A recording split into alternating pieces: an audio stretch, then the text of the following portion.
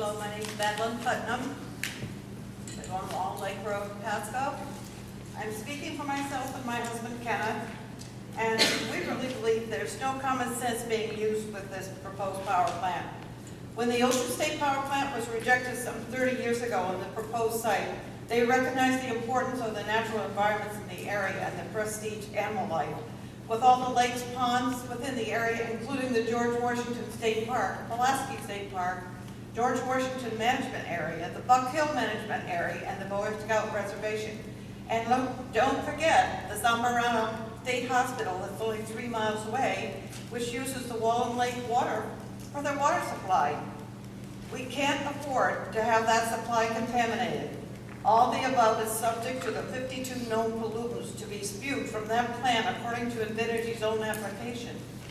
The air pollutants will travel in a 32-mile radius or more, which will affect even the Scituate Reservoir in Johnston. Water is life, and we will need this fresh water in the future.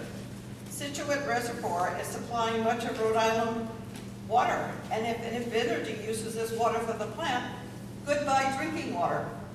When it rains and snows, that pollution from the air is not going to travel as far, but will saturate into our lakes, ponds, groundwater, and affect our aquifer and our wells. Also, all the farms, the vegetables, the cows, got milk, the horses, the goats, the sheep, the chickens, etc.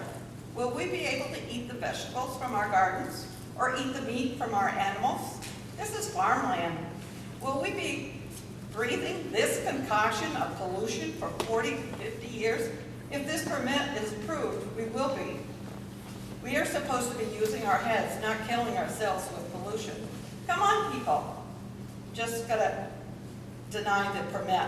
Also, the amount of pollution coming from the trucks coming and going on the local roads, the water, oil, ammonia, and waste material, it will not only affect Burrillville, but the surrounding towns as well.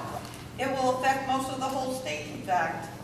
There are 33 towns who passed the resolutions against Invinergy receiving the permit to build the power plant here, or for that matter, anywhere in Rhode Island. It's going to affect the whole state. And there are other surrounding states that signed the resolution as well. This is one of the last places in Rhode Island the animals and the plant life, including the trees, that can live without disruption because it's on preserved land in Rhode Island, Massachusetts, and Connecticut.